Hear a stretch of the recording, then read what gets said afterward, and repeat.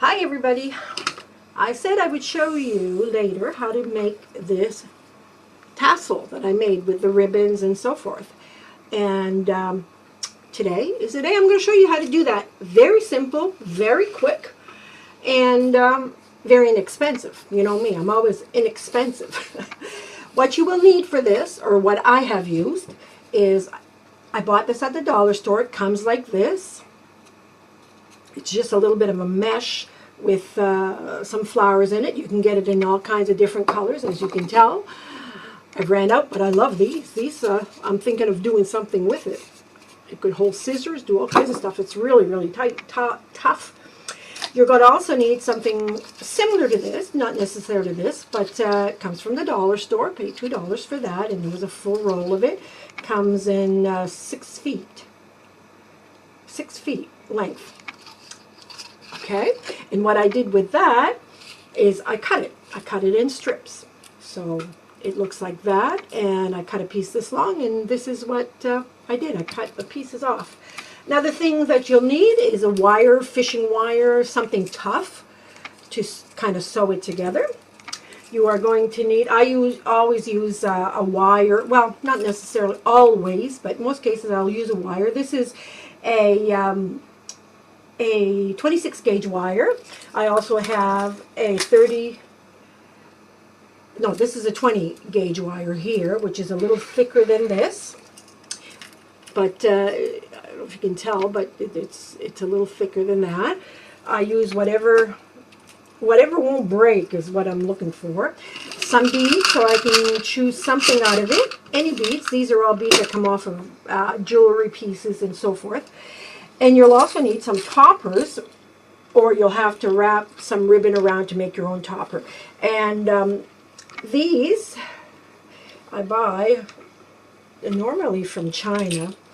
I may have picked some up from Michael's at one given time or other. This little bead I thought was really pretty. I got this in one of my recent swaps. I thought I'd try that, see how big it is.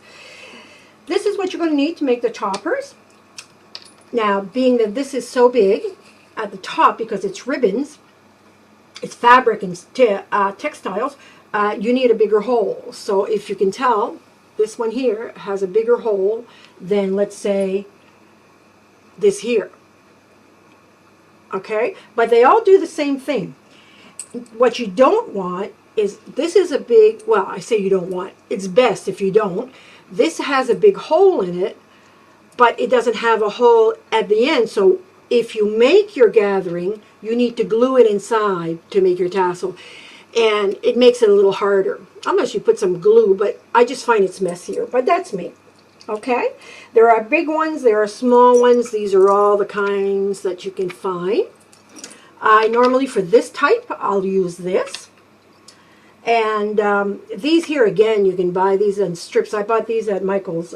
It looked like a necklace, and I just tore the piece apart, and for a close-up. Just a little piece to put in between. And here I have a lobster clasp. You can have big ones, small ones, whichever ones you want. I didn't put a lobster clasp on this one, but I thought I would put one on here. So let's get started. I've pre-cut these. One strip of this will probably cut you 3/4. Like one width of this will cut you 4 strips. The strips that I cut, I've obviously cut them a little too long, but I trim them after, is about 8 inches. And I will gather all my goody little stuff, like so. It doesn't matter for me if my bling is a little shorter than the other. I just kind of even it up. It's not a big science. And I just lay it out like that, all in one length, like this. And you could also add some ribbon. If you have ribbon that you, bits and pieces of ribbon that you want to use up with it, like just add the ribbons, you know, if you have not enough ribbon to make like a bow or whatever, you just want to kind of get rid of it. And all you're looking for is an even batch like that. I run my wire through the center. This is why that if you use a ribbon, the only thing, you could use a ribbon to put it through and tie it, but the ribbon becomes a little chunkier to run through the hole. That's why I say fishing wire, heavy gauge fishing wire, you know, just something that's heavy enough. A twist tie would do, if a wire from a twist tie, just something that it'll be thin enough to get through the hole. So all I do is I wrap, and as I've said before, when you wrap, because it's thin wire, it's really easy to cut, not hard at all. What I've said this before, when you wire something, you twist. You don't twist the wire, you twist the item. When you twist the item, your wire is going to twist towards the ribbon, not towards the outside. So then it makes this become tighter. You don't have a gap. Okay? So it's as simple as that, guys. Then I feed it my topper. This topper here, I'm just going to feed it in. Like that. And that fits on top of here. And then I'm going to fit in that little piece that I showed you. Anything flat like that. You don't necessarily have to have exactly what I have. But any beads. Take out old necklaces and stuff, and you'd be surprised how much of the extras you can find just on those necklaces. And so now I have my ribbon, my cap, my topper. Now I'm going to take my bead. I don't know where my little black bead went. Oh, I'm just going to grab another one from here just to show you. Let's see. It's a pretty one. It's a pretty one. Try this. And I'm going to run. Make sure that your beads are a fairly decent hole inside. Don't necessarily have to be as big as this, but big enough that you can run your wires through. Like this. And I think because it's so big, I'm going to add on another little flat bead here.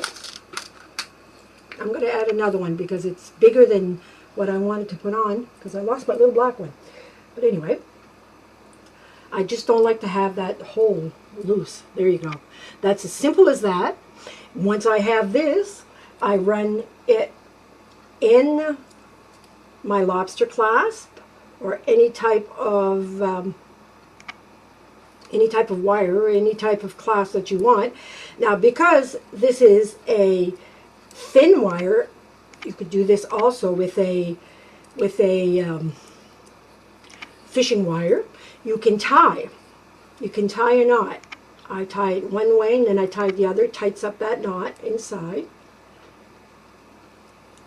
like so. Now you can do it all kinds of ways. You could have added a ring, a little O-ring at the end, and ta-ta-ta-ta. I mean, you know, there's no right facet rules. And then all I do is I make sure that it's taut, so it doesn't tight, so it doesn't unwind. And if you want to, you can wrap your wire a few times around the edge and make another knot if you like. Just keep it clean. Now, if you have wire protectors, you could use a wire protector. A wire protector it looks like a little U, and I don't know if I have some right-handed to show you. It looks like a little U. Actually, just like a little U. Like, I don't know if I can show you. It's on that ring right here, right there. And it's hollow on one side, so there's two holes. So when you run your wire in, it comes across and you run it back down. But on top, it's hollow. It protects the wire from chafing and breaking if you're going to, you know, be toggling back and forth. But in this case, if you don't have it, don't worry about it, because it'll be fine. It'll be absolutely fine. And then you can take your scissors, or I have These are the Tim Holtz. I love these, the tonic. I didn't realize this until I read it. You can tell they're so used. You can cut wire and stuff like that, and it doesn't dull it. They don't become dull. And also, what I find with these is they're self-sharpening. They're a little rough. If you run your fingers on yours, you'll see it's a little rough, and it's self-sharpening. So I've had them for quite a few years and love them. Love, love. Sometimes it's good to buy the good stuff first, and then you don't have to buy 2-3 times, because in the long run you end up paying more.